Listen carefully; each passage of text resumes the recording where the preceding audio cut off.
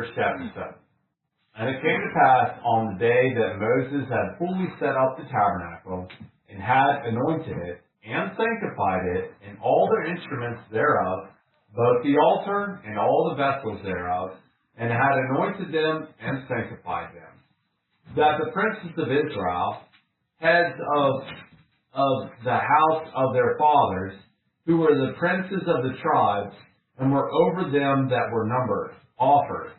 And they brought their offering before the Lord, 6 covered wagons, and 12 oxen, a wagon for 2 of the princes, and for each one an ox. And they brought them before the tabernacle. And the Lord spake unto Moses, saying, Take it of them, that they may be to do the service of the tabernacle of the congregation, and thou shalt give them unto the Levites, to every man according to his service. And Moses took the wagons and the oxen, and gave them unto the Levites. 2 wagons and 4 oxen he gave unto the sons of Gershon, according to their service. And 4 wagons and 8 oxen he gave unto the sons of Merari, according unto their service, under the hand of Ithamar, the son of Aaron the priest. But unto the sons of Kohath he gave none, because the service of the sanctuary belonging unto them was that they should bear upon their shoulders. Would you like to read the next 8? Yep. And the princes offered for dedicating of the altar in the day that it was anointed. Even the princes offered their offering before the altar. And the Lord said unto Moses, They shall offer their offering, each prince on his day, for the dedicating of the altar. And he that offered his offering the first day was Nashon, the son of Amminadab, of the tribe of Judah. And his offering was 1 silver charger, the weight thereof was 130 shekels, 1 silver bowl of 17 shekels, of the shekel of the sanctuary. Both of them were full of fine flour mingled with oil, for a meat offering. 1 spoon of 10 shekels of gold, full of incense, 1 young bullock, 1 lamb of the first year for a burnt offering, 1 kid of the goats for a sin offering, and for a sacrifice of peace offering 2 oxen, 5 lambs, 5 he-goats, 5 lambs. Of the first year, this was the offering of Nashon, the son of Amminadab. The second, that's all you want me to Yeah, that's fine.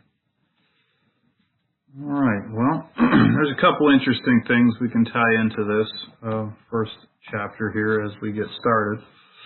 In verse 1, the reason we'll stop there is because it repeats throughout, and I'll explain a couple ideas of how that may be applicable. You have to kind of read between some lines there, and it could be other ways. It may not even be absolute, and depending on which commentary you look at, kind of gives you different ideas of how this chapter plays out. So we'll discuss some of those too. But the one thing that we have a lot of information to go off is in chapter 7, verse 1. It says, It came to pass on the day that Moses had fully set up the tabernacle and had anointed it, sanctified it, that all the instruments thereof, both the altar and all the vessels thereof, he had anointed them and sanctified them. This is a chapter we don't often think about, but so we started the book. If you go all the way back to Numbers chapter 1, verse 1, you remember it was the second month, first day of the month of the year that they were doing this. So all the way back in the first chapter, it says, Lord spoke unto Moses, the wilderness of Sinai, and the tabernacle of congregation on the first day of the second month in the second year, after they were come out of the land of Egypt, saying, and so then the census has begun, the sum of the people, the numbering starts to happen. All the things that we've been talking about already, like I said, we've been saying, is part of this oversight process that's going on. And so all of the book of Numbers being filtered through that. And that was begun on the second month in the second year. So we are likely, depending on how you read that, we are likely in the third year on the first day of the month. And here is the reason why that is a high possibility. So if you go to Exodus chapter 40, Exodus chapter 40,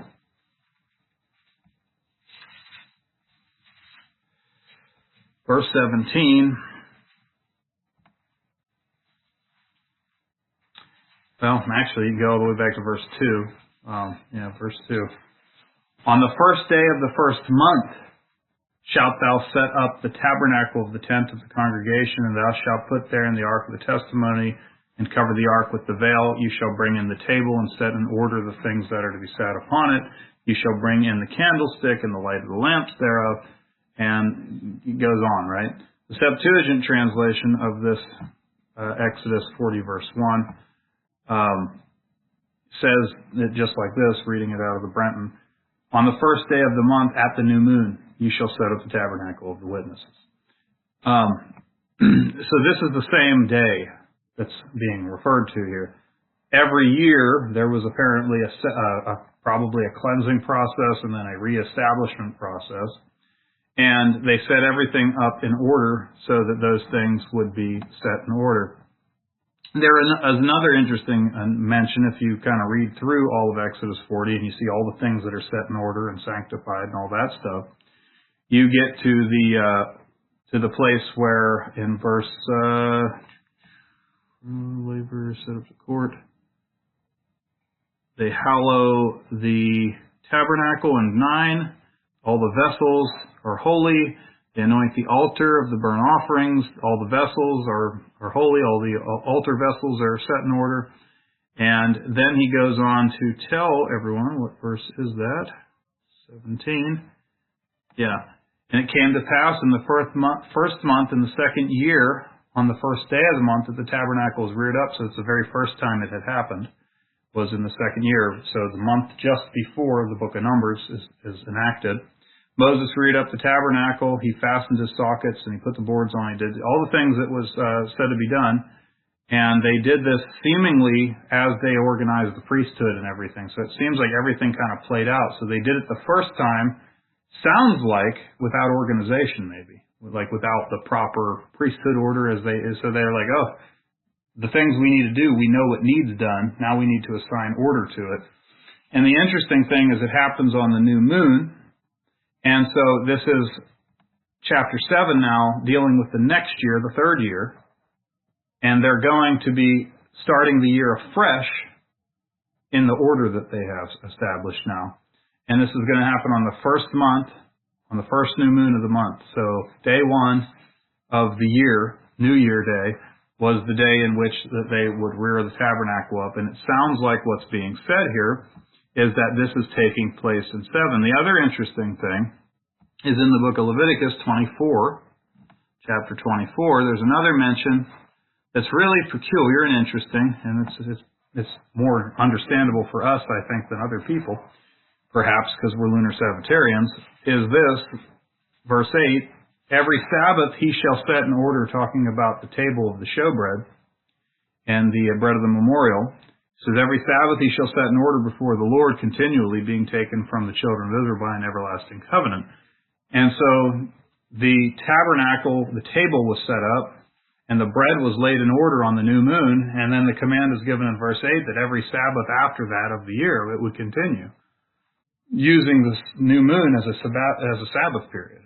So the only way you can kind of make the two things make sense is to realize that the Sabbaths and the new moons were being used for organization processes. And this is one of those verses where Jesus is probably thinking about whenever he says the priests profane the Sabbath and yet they are blameless.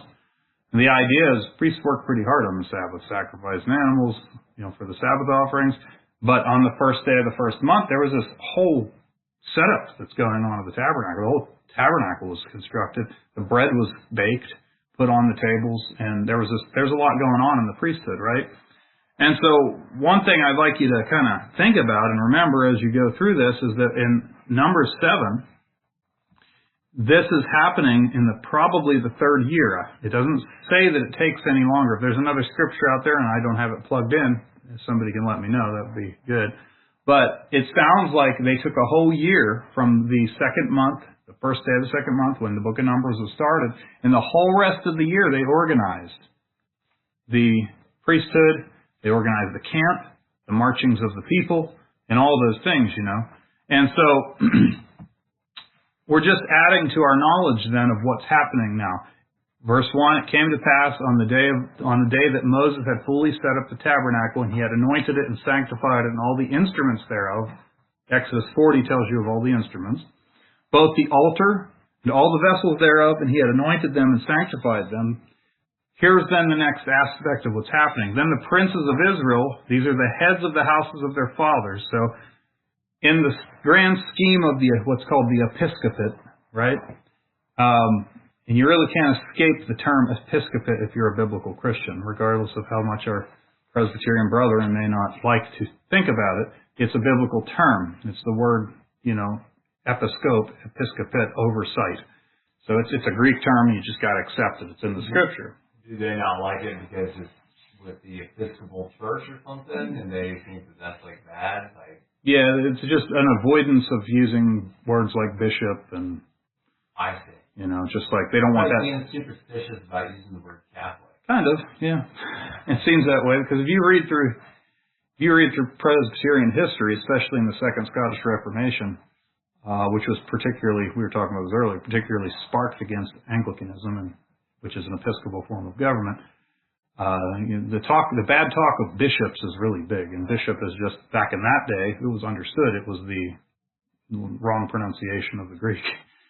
So they just started using other words and terminology, elder and stuff like that, to try to talk about. Pastor became more common to be referred to. It was just a more common way to refer to, or just minister. Yeah, but isn't there a difference between the bishop and the elder? There is, but like I told you, it's something that in history, when you read those time frames, they really avoid the use of the word. But did the Presbyterian government does not have a bishop in its formal government structure? They didn't use the word, even though it's right in the Bible. Okay, so what did they? Who clothed themselves in the First Timothy? It was just another form of ruling elder. It was another form of an eldership. Okay. Yeah. So, or a pastor had that type. He had to be an elder in order to be a bishop. So they just kind of started naturally using the word pastor instead, which is interesting because Ephesians chapter 4 verse 11, if my memory serves me right, it's the only place in the whole New Testament in the English Bible where the word pastor even occurs. Well, isn't because or do they do the whether it's modern or historical Presbyterians, do they look at bishop and elder as interchangeable? Mm-hmm.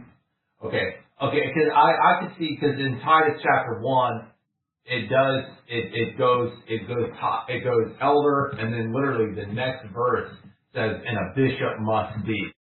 Well, we won't get into that here. We'll never get this discussion. I'm just. But I would be happy to have that discussion at another time. As you know, don't believe that, and I don't teach that those are even the same offices because the plural and singular is swapped.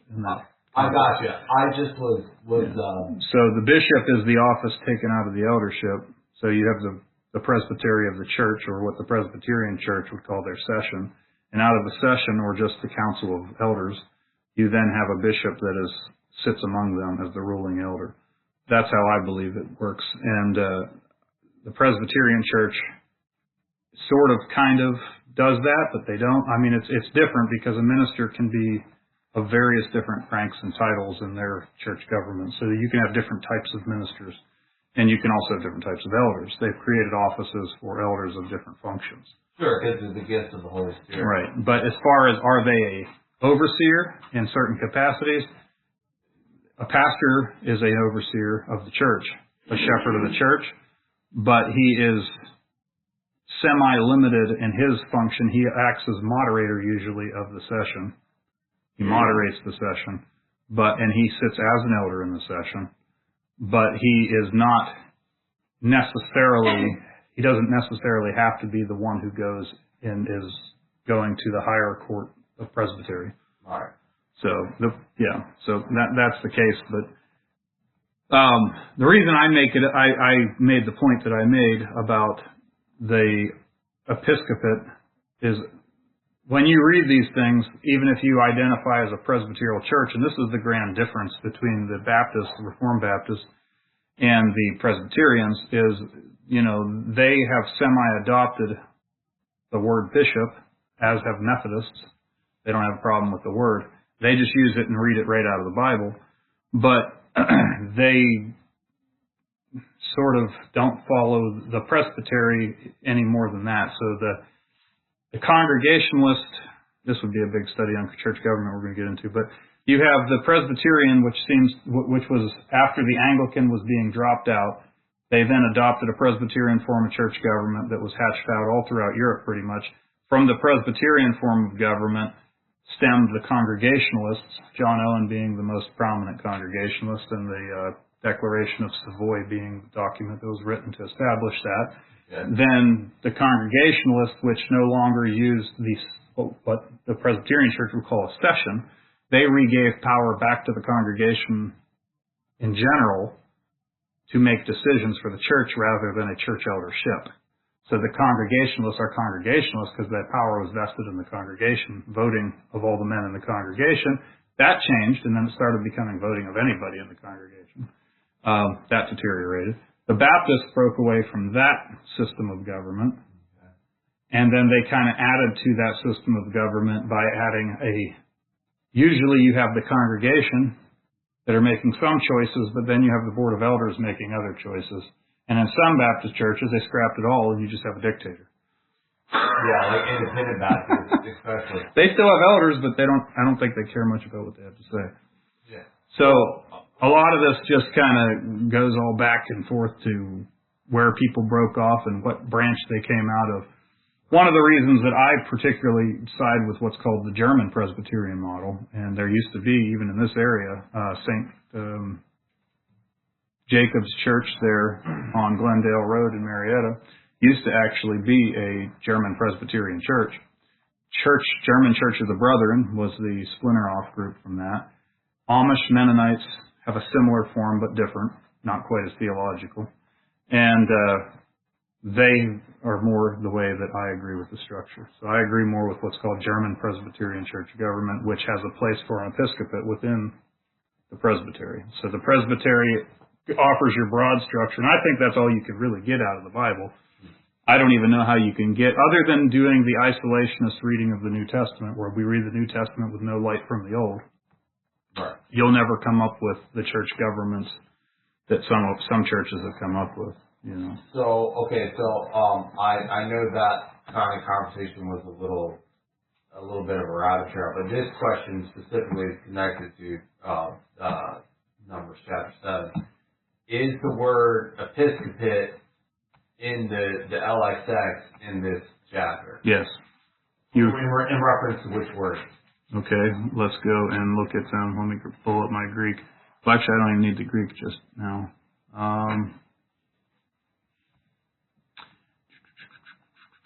Okay, well, the verse I was about to say, which is the reason why I started talking about this, and we've been talking about it for the last 10 minutes now. The princes of Israel, heads of the thousands of their fathers, who were the princes of the tribes, who were over them that were numbered, the word numbered, in the LXX. Is episcopate? Do you have a... I don't get good service right here. Sometimes it pops up and sometimes it doesn't. Let me pull it up. It looks like it's the last word. Yeah, it's episcopate. It's the episcope. And if I were to read it out of the... Who's that guy? Is that Donald Trump reading the Bible? Yeah, it's episcopate. There you go. Okay. So that was the reason, you've just hit the nail on the head, that's the reason why I actually was starting to talk about that subject, is that regardless of what our Presbyterian brethren may want to have in the Bible, you actually have the princes of Israel, who are the heads of the houses of their fathers, the princes of their tribes. They are the highest bishops being named here. They are the highest judges in the land. So the 12 bishops, if you will, are who are being referred to here in this text as offering. Okay, so you would look, so you're saying that the Greek word in bishop in 1 Timothy 3 and Titus chapter 1 is the same word or a root word of this word numbered in Numbers chapter 7. Yeah, and well, we're talking about a title in Numbers. I mean, Timothy and Titus, you're talking about a title of a man. This is referring to the thing done by that person. The verb. The verb form. Okay. So my question would be, so I'm just trying to understand this. A bishop then, because I actually, even before I met you, Josh, I hardcore studied Numbers chapter 7. And the reason why I studied it is because I thought it was so boring and so pointless. I knew it's the Word of God, and so I was like, God, help me to just force myself to study this. So the princes are the representatives of every tribe. They're the main man. But they're not the only ones. I know that. I know. Yeah. That. So at every still judges and elders. Well, at every level underneath them, there's bishops also. Okay, but the princes are the representatives, literally. They are the highest Presbyterian. To use strict biblical language, since the term General Assembly does not occur in the Bible, the Presbyterian Church would call this the General Assembly. Yeah. And they would not limit it to 12 men and Moses and Aaron. It would be a much bigger gathering of people. Sure. As I understand what I'm reading, and as we'll read in the text if we get to it, that the princes are your highest court. They sit as a high court with Aaron and Moses. They are not just princes like royalty, but they're judges, just like the Psalm said today, all you judges of the earth. They're literally, they would be the highest supreme court in the land, basically. Yeah. They would be that. Now, we have this thing we think of called a Sanhedrin, which is the 70 elders, which is a different group that seems like, so in American law, we have something similar. It's much different, and in English law. We have something very different. You have the House, you have your House of Representatives, and you have your Congress, right? Two aspects of government to help make decisions, so that you're not just leaving everything in the court of these. So you're going to, of these 12. Yeah, so you have checks and balances seemingly in the biblical government. Now, in the Greek, I think the word is gerazon, if I remember right, is the word used for the council of the elders, the presbytery, when they're gathered together in a judicial function, either in the gates, which is your smallest, in a church gate setting, so 10, all the way up to 70 elders are all called by the same name. So you have lesser judges made up of the men of the city making decisions, but you have a judge, a bishop, who is helping with judicial decisions, who has veto power most likely, just like you would have in any courtroom. So you have a judge who does law, make sure things are followed by law, but men, a jury, making decisions. Right. In this case here, it seems like you got the same thing going on. You've got Moses and Aaron. And eventually Moses will be repealed out of that, and Aaron's son will be the only one left for the tribe of Levi. And you're going to have him sitting there in the council, and you're going to have the 12 elders, and they're not just judging, even though they're called judges. They're also bringing the offerings from all of their tribes upward to the people, which is what we're going to read here as we go, as you read already. Yeah, and I know exactly what you're talking about. So you think of a pyramid structure with all of the people at the bottom, men, women, children. Yeah. Out of every single family, you have the head of the home, Numbers chapter 30, the guy who gets to tell the women and children, this vow stands, this vow doesn't. That's Numbers chapter 30, right? From that structure there, you then have an eldership that's formed, or a presbytery, which are synonym terms. In that presbytery, you have a man of 10 who represents 10 families. Right. And most likely in the biblical sense, these are all related. These are clans, as they would be called. And then after that, you'd have 50s, hundreds, thousands. And then these guys are called the princes of thousands. Right, because they're the main guy. And they're the gods that were being talked about in Ruth. just one of them for their tribe specifically. Yeah. But as you go down, you have a whole presbytery that's constructed of episcopates. Yeah. So you have episcopals or bishops. So only at the least level do you have what Congregationalist church government looks like. You have something similar. You have the congregation of 10 common men, regular guys. I always think of it like this, little e elders. And then out of the little e elders, there is one out of those 10 who has a capital E. He's the bishop. And then, so we call that a pastor in the New Testament. And then on the other side of it, you have 5 of those, and then you create a presbytery of bishops. And this is why what I say I believe in is not just Presbyterianism, but I believe in a presbyterial episcopate. Right. So as the church gets bigger, it starts going up until you get to a place where you have 12 representatives from 12 tribes that help structure the nation. You're a mixture of Presbyterian government and Episcopalian government. Kind of, but the problem is with that system, when you read the scriptures, the grassroots, as we call it, the idea in a Presbyterial church government is independent rule. That every person rules themselves, and the only time you need a judge or a bishop is to learn the law of God and to have judgment if something happens wrong. In an Episcopal church government, everything comes from the top down. So the archbishop, he legislates rules and law to people. Right. So we're talking about the arch, or we're talking about right. The head of the princes. Exactly. So when the archbishop, the people in these chapters. Yeah, but see, the difference is this: rather than looking at them as judges in the Episcopal church government, they are like the Catholic Church. They're dictators. So in the Episcopal church, so technically in Anglicanism, which is the only Episcopal church government that's ever been really, really popular, other than the Catholic Church. And the Pope is... The Pope is, he's your guy. He's the top. He's Moses. Or Aaron. In their situation, that's how they look at it. Yeah. So the archbishop would probably be more like that. The problem is in Episcopal church government, they are legislating from the top down. The difference in Presbyterial church government is that the units of 10 move upwards as in a form of judgment. The only time you go up the ladder is whenever you have to appeal. You have cases that are coming before them, so you need judgment. You're actually appealing to them. You're not being legislated to. Does that make sense? I think you're appealing to them for better help and better counsel and maybe third, fourth party judgment. All you have to think about the difference between a Catholic Church is basically like a king tells you what to do versus a republican form of government where the people have a semi-independence and the only time they should need government is when they need help doing something.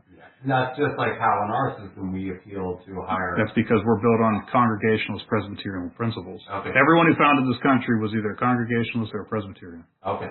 So then if you have an admixture of Presbyterian and Episcopal, and then the king is kind of like he's in another jurisdiction area. Well, no. Actually, this is the very interesting thing. Once the king was established in Israel, he took the place of, I believe, Nashon as his son. And if you look at the genealogies, he appears in the genealogy, I believe, of Christ and David, if I remember correctly.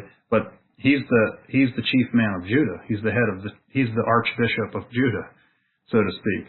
And so the king eventually becomes the archbishop of Judah through he becomes this guy. Then he's the bishop of bishops. But he's not, because he's never getting, that's actually how you end up getting civil wars in Israel. And that's how you get civil wars all throughout Europe. Well, sure, I understand that, but let's just say in theory, ideally, I know it may not be practical, but just if we're theorizing, a king would be the bishop of bishops. In the sense of an appeal process or war, leading his people in war, but not in the sense of Rehoboam type, my little finger will be as much, you can see that whole... No, I understand that. Yeah. I'm not talking, I'm just... So when you swap the system that should be going this way, think of a pyramid foundation at the bottom. right?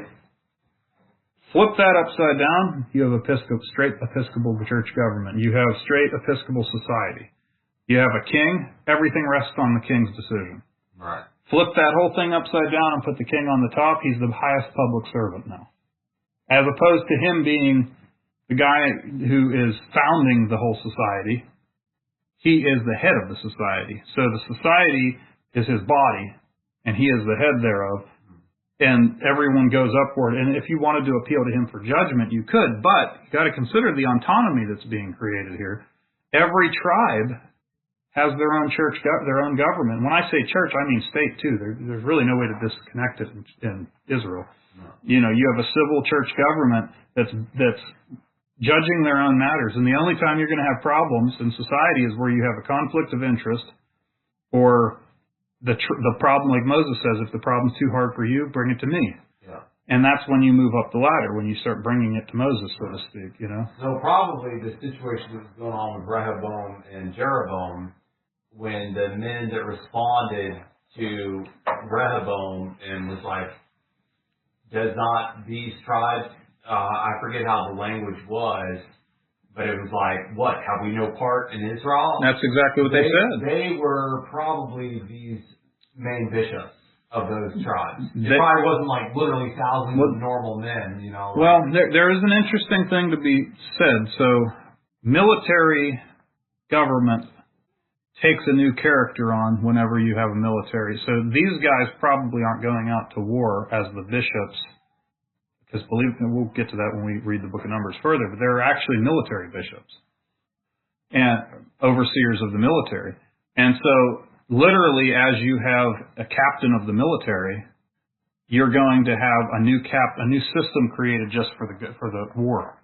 So the 12 spies that were selected out of the people, it seems like out of those 12 spies, they were military men that were given a new authority as like, you know, just the same way the government does for a military. You know, you have your highest generals. Creating a new department, like a police department or right. a military department. And so these guys, the 12 are still representing the tribes in a war capacity, but they're not representing them in a princely judicial capacity.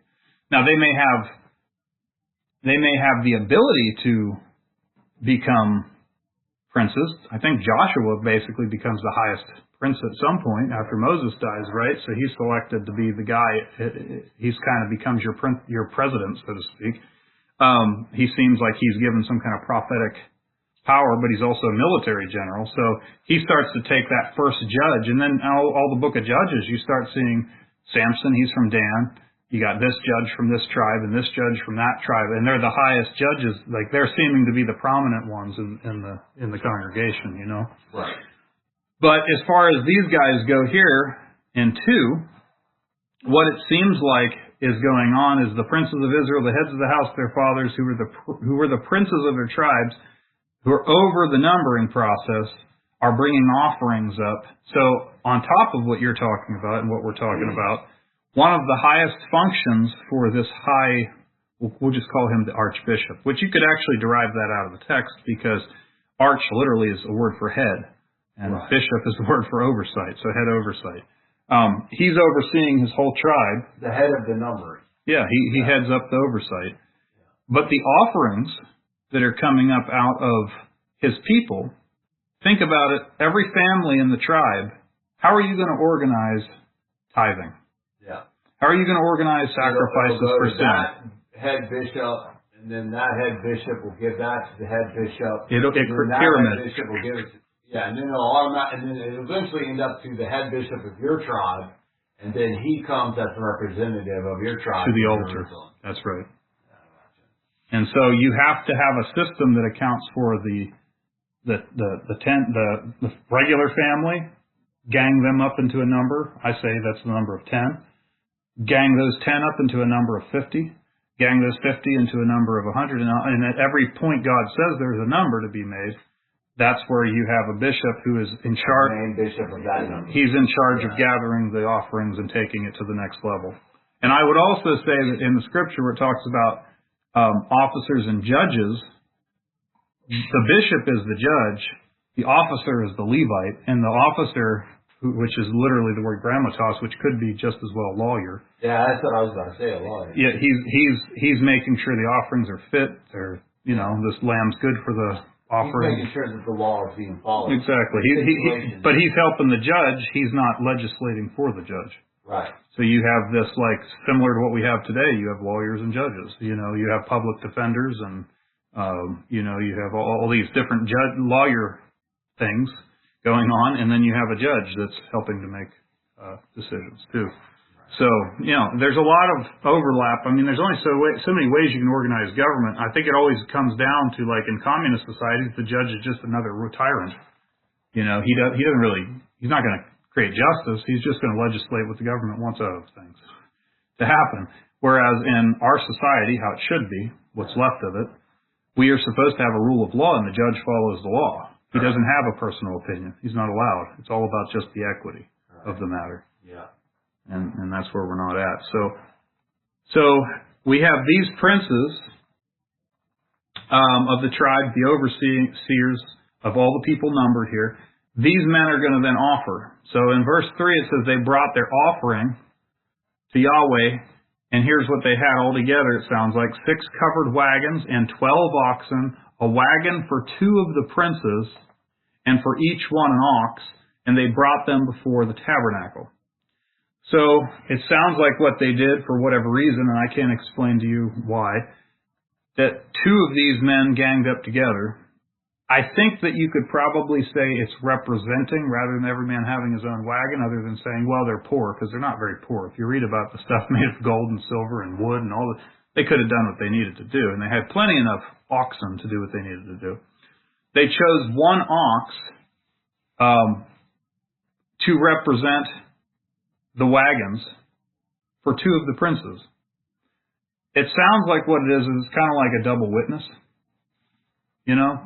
that you have 2 of these princes having to work together. They're paired up together in order to bring their offerings together, and they have to put it into a common wagon drawn by a common ox.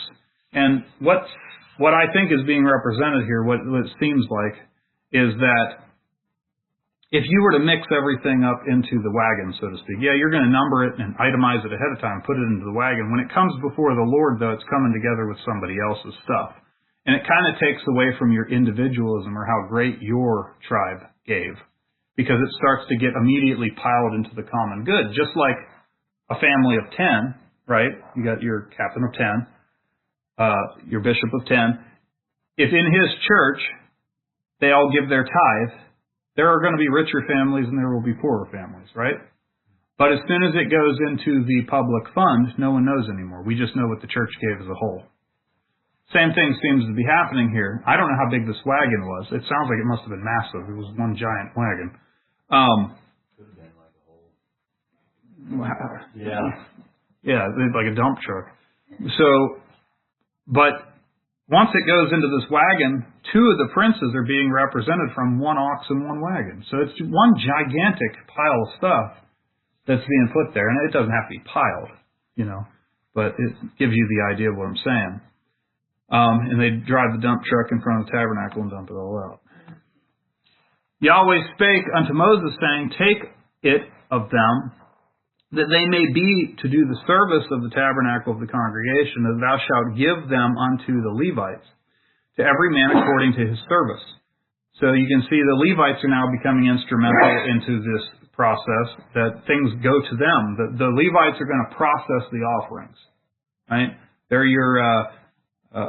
I don't know, they're the guys at the second-hand store, I guess, when you go in, and you got to give stuff to them first, and then they process it. They're probably vetting it one more time. I'm just giving you an idea. I don't know how this works, but there have to be apparently a body of people that is processing this for the tribes, and it's a gigantic amount of stuff. Moses took the wagons, verse 6. And the oxen he gave it all unto the Levites. So it sounds like this wagon every year was actually given to the Levites, and the ox was given to it was here. This is yours. It's part of the offering now. So this would mean there were 6 wagons, 6 oxen to represent 12 tribes. 2 wagons and 4 oxen he gave unto the sons of Gershon according to their service. So now he's specifically giving certain things to certain people. 4 wagons and 8 oxen he gave to the sons of Merari according unto their service unto the hand of Ithamar, the son of Aaron, the priest. But unto the sons of Kohath he gave none, because the service of the sanctuary belonged to them, was that they should bear upon their shoulders. And so the 6 wagons are divided. 2 of the wagons, 4 of the oxen go to Gershon. He's one son of Aaron, and then, or he's sons of Levi. And now that's swapped around. 4 wagons and the remaining 8 oxen go to the sons of Merari, and it goes under the hand of Ithamar. But Kohath and the Kohathites were the ones who bore the ark and did all that kind of stuff. It says they didn't get any of that, because they bore on their shoulders, and so they actually had to carry. Now, if you remember, when David got in trouble for one of his things, he put the ark on a cart, and that's how Uzzah got killed. And here it specifically says that Kohath is not allowed to have a cart. So it wasn't just like a logical mistake. It was a law mistake. Like, it actually says specifically, don't use carts. You carry it on your shoulders. So that should be thought about there. The princes offered for dedicating, verse 10, the princes offered for the dedicating of the altar in the day that it was anointed. So the first day of the first month, we're back to that. That's the day it was anointed, first new moon. Even the princes offered their offering before the altar. Yahweh said to Moses, they shall offer their offering, each prince on his day. Now pay attention to 11. That's pretty interesting. This is where I say there are different opinions on how things happen. But it says, each prince on his day for the dedicating of the altar. And he that offered his offering the first day was Nahshon, the son of Amminadab of the tribe of Judah. And so you can see Judah's being put at the forefront. So that's probably a shadow of Christ, because Nahshon is one of the fathers of David. And like I said, he's the one that David replaces. And when the king of Judah is selected to be a king, he does not become higher than the other 12. He's still just one of the 12.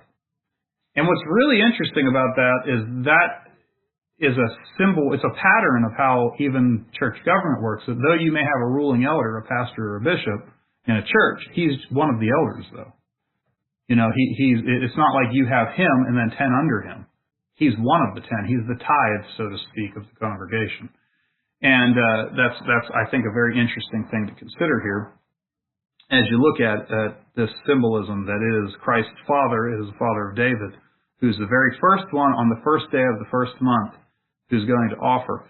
Now, here's a couple thoughts here. Some people believe every one of the 12 new moons of those, there's usually 12 new moons in every year, except for on a 13th month, which only happens about every 3 years.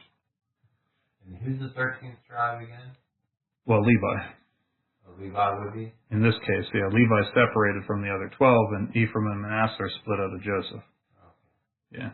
So you end up with 13, sort of, kind of, and then, it's 12 because Levi sits at the top and he kind of helps judge everything. He doesn't get a portion. Yeah. So, and then there's other places where they split it a different way, but just focusing on this one here, all that's really fascinating stuff. But if you have a 12 new moons in 1 year as your normal thing, that's the normal. Some would suppose every new moon another prince brought his stuff in. Other people say that's not how it went. It was 12 days in a row. So you start at day one is processed, and then the next one is processed, and the next one. Just every day you process the amount of stuff. I'm not sure if that's possible. Let's look at what it's given. I could see it being every new moon, because it kind of makes sense. It does, because how? I mean, this is food. This is tithes to Levi. They're gonna have so much stuff. It's like what are we? We can't even handle all this. It's like compared to spacing it out, and they live off of that for 1 month, and then. That would seem to me the only way it would work too. Yeah. But I'll say that not everyone agrees with it. They're like, no, it was just 12 consecutive days, irrelevant of everything else. Is it? How are you going to prove it?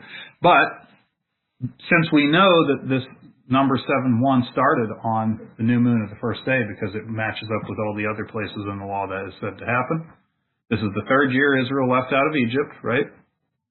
And on the first new moon of the year, Nashon, son of Amminadab of the tribe of Judah, he is the first archbishop, so to speak, of the presbytery of 12, who is going to bring his stuff before the Lord for his people.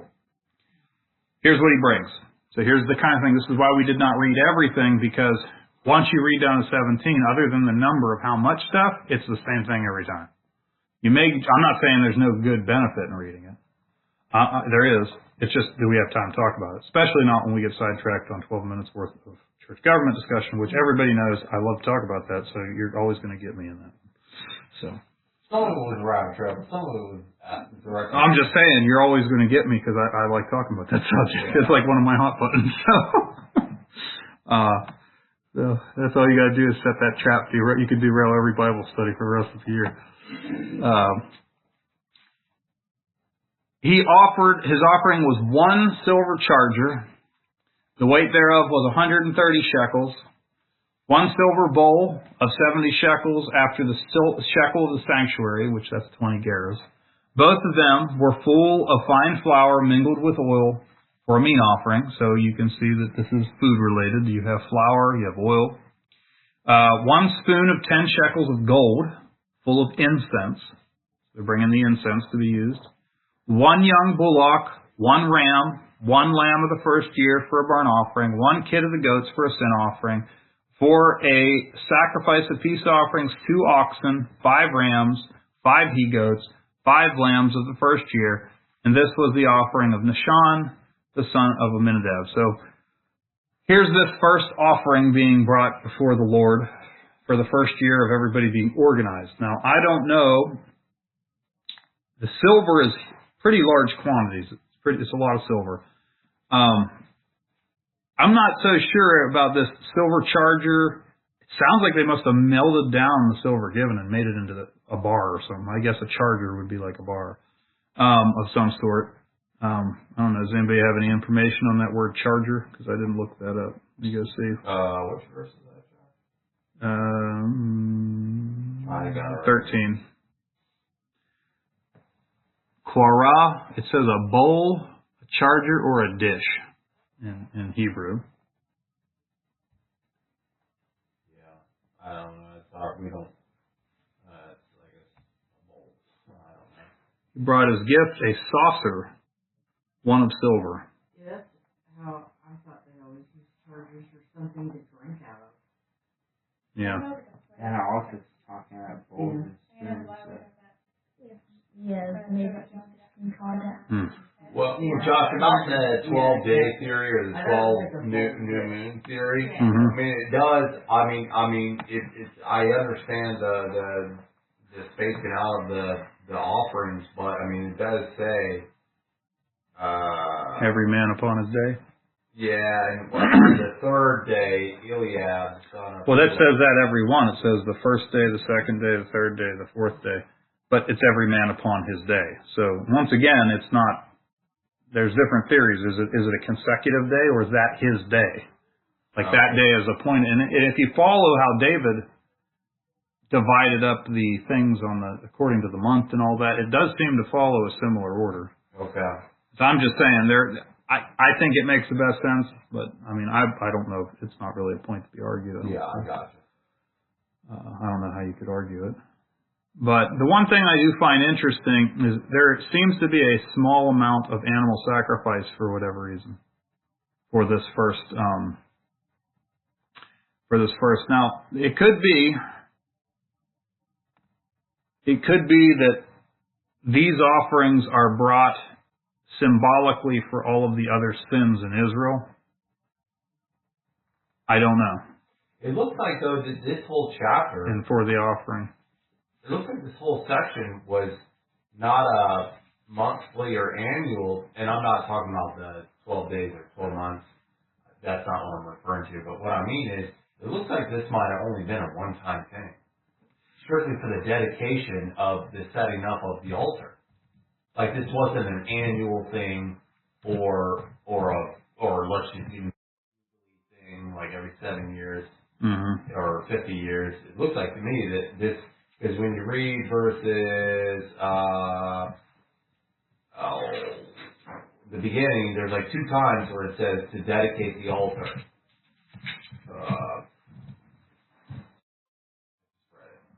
I know it's a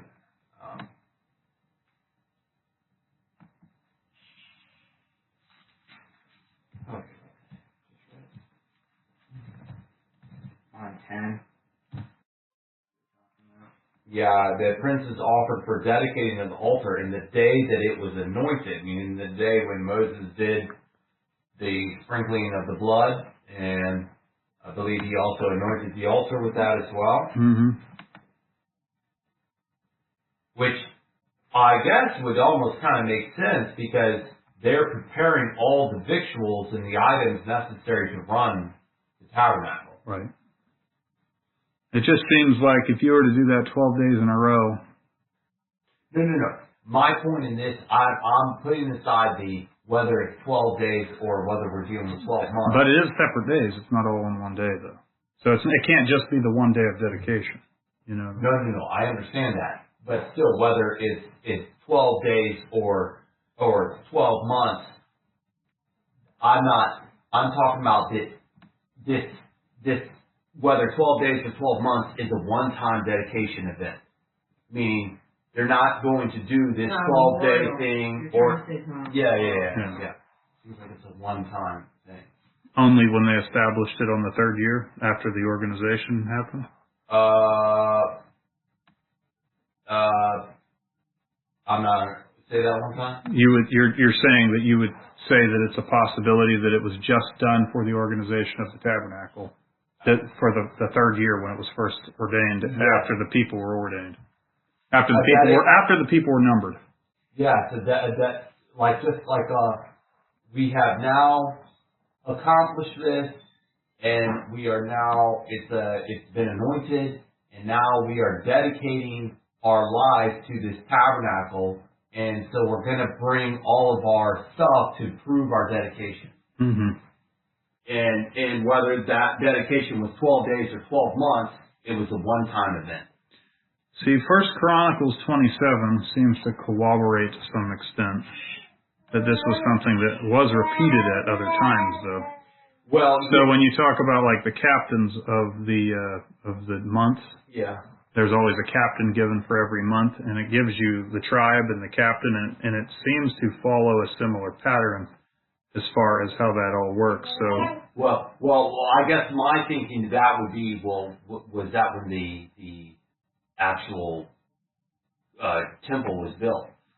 Well, that would have been in the time of David, though. It was before the temple was built. Okay. Now it may have happened once he brought the ark to Jerusalem and he moved from Shiloh. Right. From the tent to the actual building. Well, that wasn't done until the day of Solomon, though. Yeah.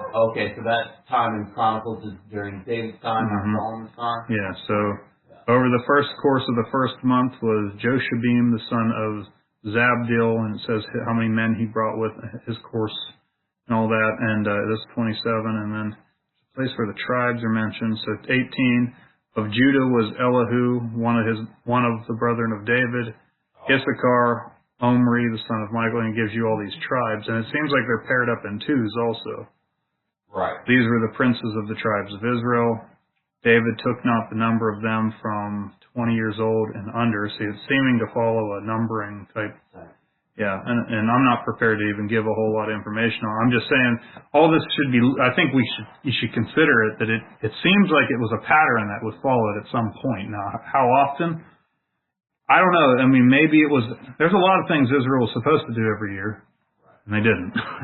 And so you'd get a good leader who would go, we're going to go back to doing the right thing. Right. Like Passover was forgotten for how long, you know. And so, you know, there's things like that.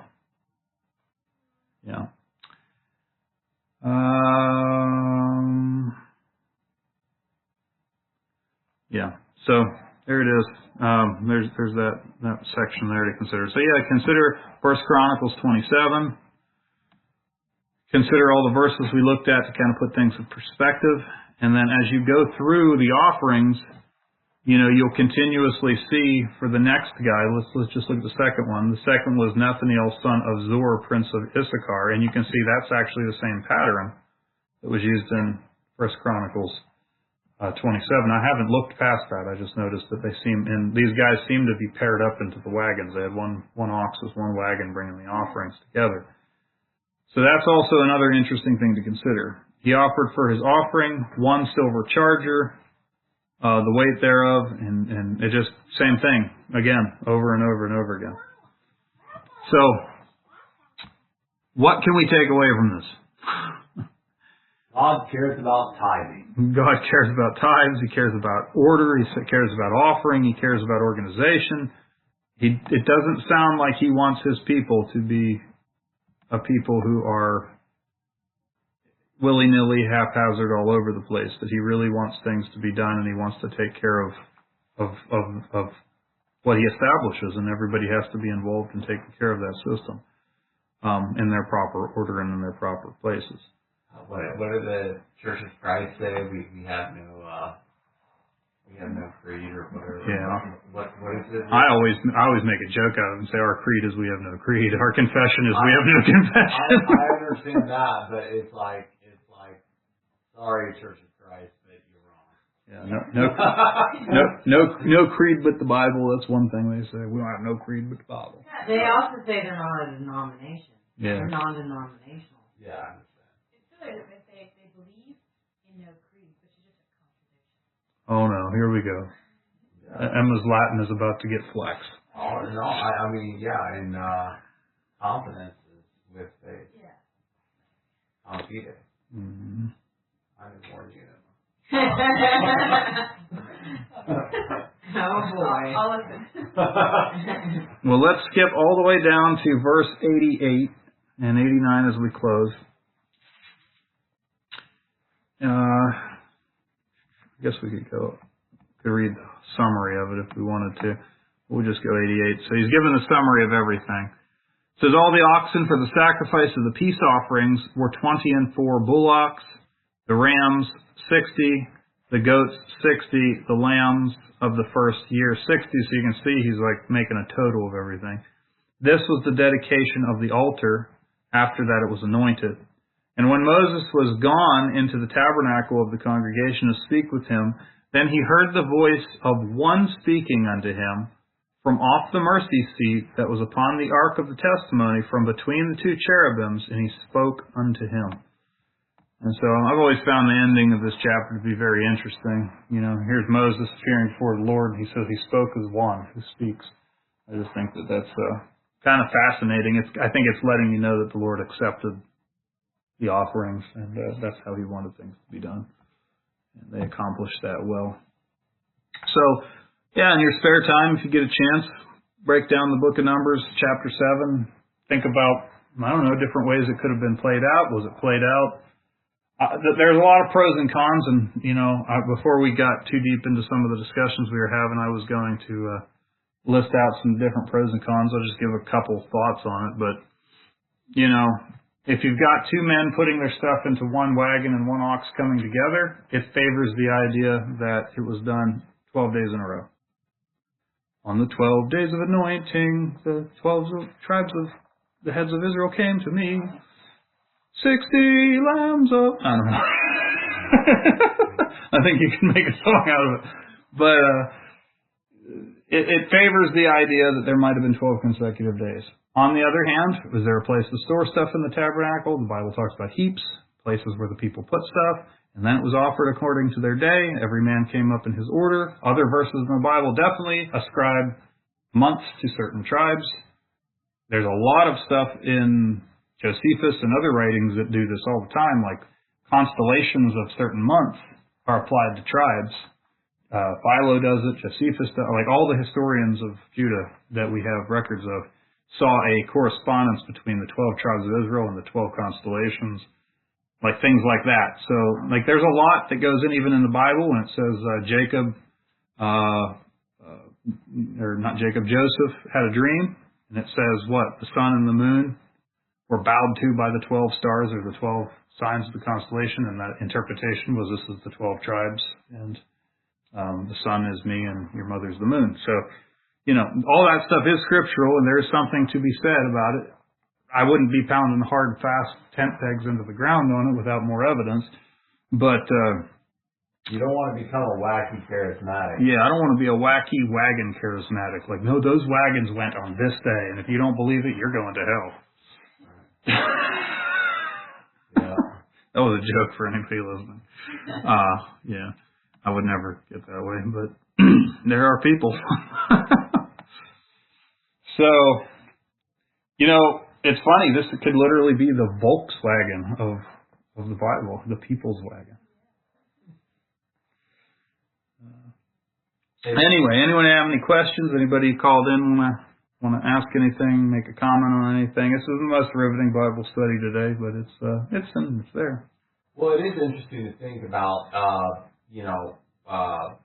the tribe of Levi being the oddball 13 tribe, and Ezekiel was from the tribe of Levi, and the only passage in the Bible that we have that speaks of the 13th month is in Ezekiel. Was in Ezekiel. Interesting. So it's like I don't know. I mean, what's that kind of superstitious way to interpret the Bible? What's it? It starts with a D. Dogma. No, not dogma. It's or maybe it's an M. Maybe it's numerology. V and M. Maybe it's yeah. But I mean, maybe zoology. No, but seriously, there is something to be said about. I mean, it is if Levi is considered this unique 13 tribe, and then the only time the 13th. He's not talking to you, Levi. You're not the unique 13th tribe. Yeah, the only unique time that the 13th month is mentioned in the book of Ezekiel. Yeah. Yep. I think I heard somebody wanting to comment from the telephone. Hey, greetings, everyone. How are y'all? Doing good, Chad. How are you? Oh, we're good. Good. Enjoyed today's lesson. Awesome. Very, very good. So, on the manner of what we were just, or what y'all, we're discussing in this, it kind of reminds me of like 1 Corinthians chapter 16, where Paul's explaining them. He says, now concerning the collection for the saints, as I've given order to the churches of Galatia, even so do you. Mm-hmm. Upon the first day of the week, let every one of you lay by him in store as God has prospered him, that there be no gathering when I come. Right. And when I come, whomsoever ye shall approve by your letters, then will I send to bring you liberally unto Jerusalem. Yeah. Then he goes on to say, if it be meet that I go, also I shall go with them. So we're seeing the same kind of. That's a good observation. In the Old Testament being applied to us here. Now, as far as that first day of the week, though, I looked it up because I was hoping he was going to say it's like on the first day of the month or whatever, but it's just an appointed, as a chief day of the week. But I just thought it was, when you started explaining it, it just reminded me of this chapter here. Yeah. I just wanted to show the then and now on it, that's all. No, I think that's a really great observation, actually. Something that it didn't even occur to me while we were talking about, so I appreciate you bringing that up. Yeah, some translations really are strange about that. So the Bishop's Bible, I got a bunch of Bibles in front of me. So 1 Corinthians 16, the Bishop's Bible, which was written in 1568, translates that verse, upon some Sabbath day, let every one of you put aside. So it's like, just pick a Sabbath, on some Sabbath day.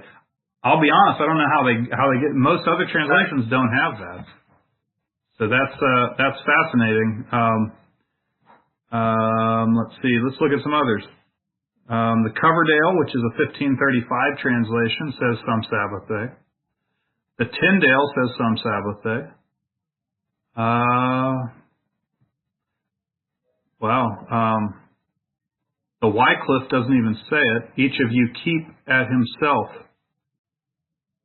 It doesn't say week or Sabbath or anything. That's kind of interesting. That's a fascinating, that's fascinating. Seems like most of the more modern translations past the King James go back to the first day of the week aspect. But the word is Sabbaton, and it is kata is the word. So kata is not usually the word you find for first. So that's interesting. Yeah, I think it's number 3391, if I'm not mistaken. 2596 is what I've got here. Yeah. Okay. Yeah, that's interesting. Yeah. Awesome. Yeah, thank y'all so much for holding this every Sabbath action. Okay, never mind. Meon, it's kata meon, so they're getting the word first from meon. They're translating that way. See, new rabbit trail. I'm ready for it. You're gonna have me studying this week. That's actually that's an interesting thought, but. In some ways, the first day of the week is the new moon, and it's also sabbatical. So it's like, could it be referring to something similar or a similar practice? I don't know. I've always taken, I can tell you, my traditional approach on it has always been, I believe that the church most likely met in the evenings, most likely as their regular, maybe more worshipful service, or they met all day like the Puritans did, which is kind of what we do sometimes. And then after evening, immediately becomes the first day. And so I think when people are coming from a distance to get together, it would make sense that people would bring their stuff and then do their business since they're together. They're not going to do business on Sabbath, but they'll do business after dark. And so evening being the timeline between one day and the other, it's like after dark you could finish your business up before you headed home. That's how many churches kind of have interpreted that over time. But I think what Paul's telling them is not, to get everything all gathered up together and be prepared for when he comes. But it definitely is talking about him taking up a collection to Jerusalem to do what we are reading about, something similar at least. Well, a lot of Saturday Sabbatarians use that as a slam dunk argument. No. It being in the evening. Yeah, he's going on to say in verse 3, whosoever you shall approve by your letters, them I will send. So it's like get your chief, get your princes ready with it's just kind of like the same governmental practice that we had back then. Yep. Yeah. Yep. It's pretty awesome. The modern. Go ahead, brother. The modern King James says on the first of the Sabbaths. The literal translation says one of the Sabbaths. So there's many different ways people have translated that verse. So you got my interest piqued. I will be reading this week, guaranteed. Yeah. So appreciate it. But yeah, I absolutely agree. Awesome. Well, y'all have a blessed. That. Y'all have a blessed evening, and thank y'all so much for doing this. And we look forward to seeing y'all on New Moon. That sounds good. Looking forward to seeing you too. Of course, we have a Sabbath. We have a Sabbath before then, but right. We'll be calling in. Sure. But anyway, we love it, y'all. Blessings, and I'm gonna sign off here in case somebody else wants to chime in. Have a good week, Chad. Yep. Have a good week. Well, anybody else want to bring up another thought? That was actually a really good point. That they're sending collections upward again. Really good point. I'm going to be looking into that more. It's amazing how different that was translated as I click through all my translations and start seeing different ones. Oh, yeah. Overall, the King James Version. That's the one. Make enemies. All right. Well, if nobody else has any comments or questions, we're going to sing a little Ten Commandments song to get all the blood flowing again. Ten Commandments song for anybody who's been sitting here. The 1611 King James Version. Mm-hmm. 1, 2, 3, 4, 5 commandments. 6, 7, 8, 9, 10 commandments. 10 commandments Yahweh gave to Israel, his people. Thou shalt have no gods before me, make no idols, worship Yahweh. Don't misuse the name of God and keep the Sabbath holy. Honor father and thy mother, do not murder, no adultery, do not steal or bear a false witness, and thou shalt not covet. Honor all these 10 commandments, every single one's important. Keep them written on your heart to love your Father Yahweh. No trumpeteers? Oh well. All right. Well, let's pray. We'll close in prayer. Father Yahweh, thank you again for your word. Thank you for the blessings that we have from it. As you teach us how to understand it, give us application to it in our life. Be with all those listening in and all of us here. Keep us safe as we drive home and go various ways, weather and everything. And we do ask that you give us good, productive work week, that we can be ready for this Sabbath and new moon that's coming up at the end of the week here. Thank you for all the blessings we have, all the gifts that you give us. In Christ's name, amen.